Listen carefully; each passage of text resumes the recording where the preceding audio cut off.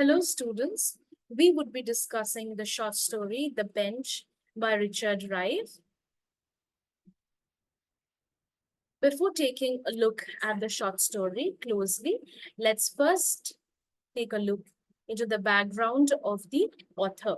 Richard Rive was born in the year 1931 on 1st March and died on 4th June 1989. He was a South African author.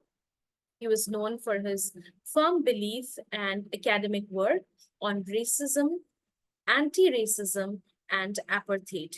He delivered lectures on social issues of racism and marginalization of various communities in more than 50 universities worldwide. His characters engage with social issues on racism.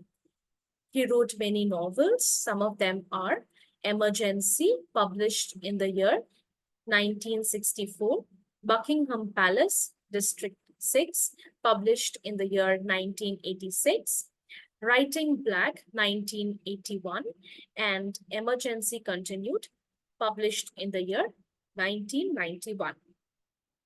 Africa remains the center of his works as well as his consciousness. He consciously tries to talk about the problems, the adversities in Africa, especially South Africa. His writings remain relevant in the world context because we also see rampant bouts of racism across the world.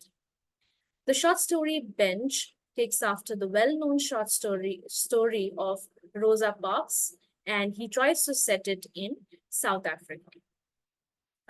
Now let's take a look at the short story The Bench. This story by Richard Rive follows the life of Kali. He is a black male. He is listening to a speech that changes his life forever. The events in the short story are presented by a third person narrator perspective. The short story takes place in Johannesburg in South Africa. So this is the action, this is the location of the action.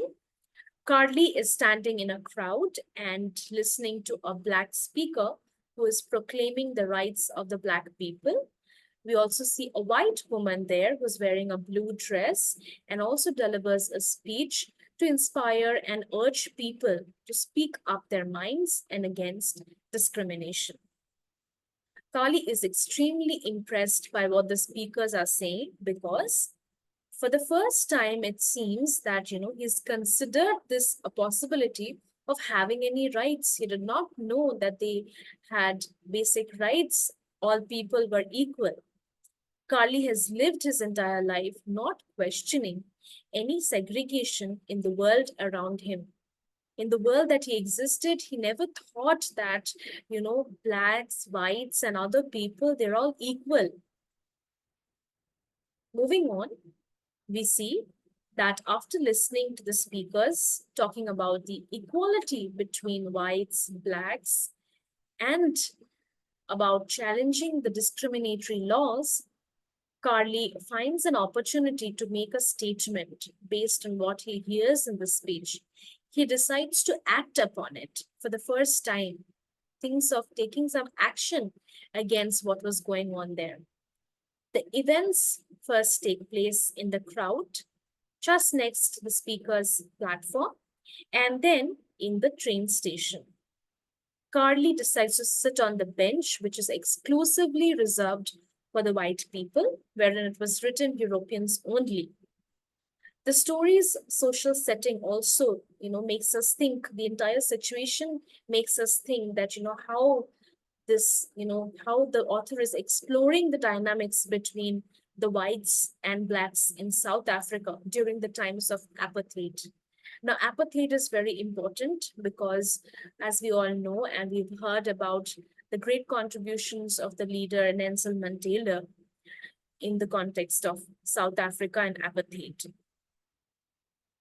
Moving on to the story, a woman passes by him as he was sitting on the bench, and Carly thinks that, she might ask him to move, but she sweeps past him without even noticing him.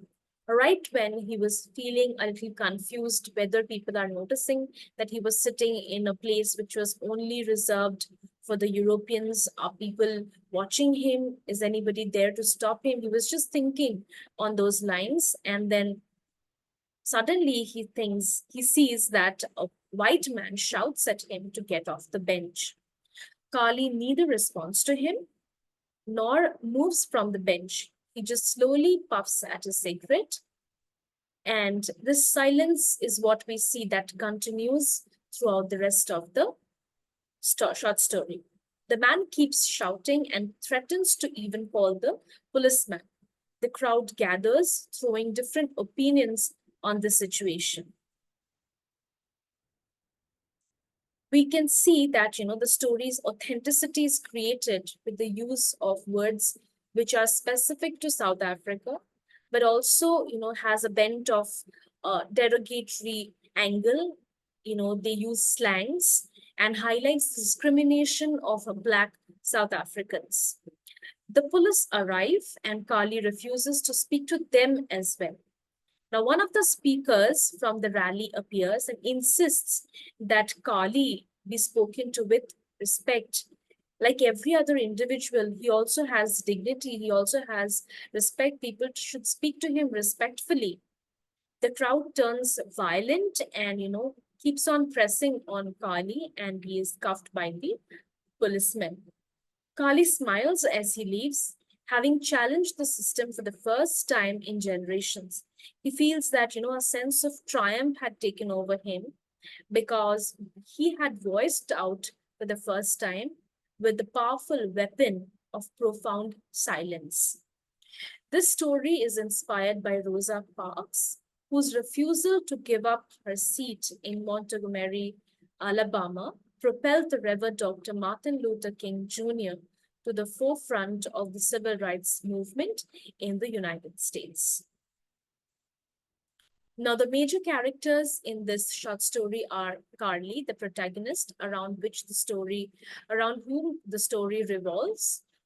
We see that he's a black man. He tries to protest with his silence. He's the first time, probably in generations, in his village, in his community, who thinks of taking some action in the real world against the discrimination that happens. We also see a racist white man who forces him to get off the bench, which was exclusively reserved for the Europeans. That is also a symbol, very symbolic scene in the short story.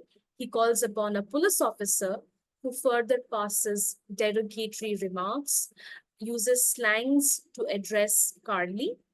And we also see other leaders, both black and white leaders, who urge and inspire people to take action against discriminatory laws and policies of the then South Africa. Now let's understand the essential themes in this short story. First arises the question of segregation. There's difference of skin color that exists, and none has challenged the whites for the wrongs that they have done.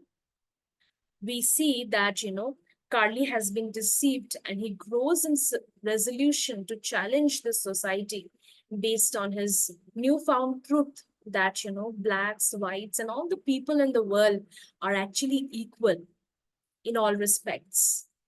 Then we see that, there's a strong call to action. He gets inspired from the speeches and decides to act upon it and make a difference for the first time. He thinks of doing it in generations, probably. The speech and platform only exist as a symbol to fight against racism, and he speaks with profound silence to protest. Lastly, we can also talk about violence. We see that the police officer and the white man physically and verbally abuse Carly. They use derogatory language, and language can be seen as a symbol here to show how the marginalized communities are treated in the society. So that's about the short story. I hope you all study well. And this is Richard Rive. I wanted to give you face to the name Richard Rive. Thank you.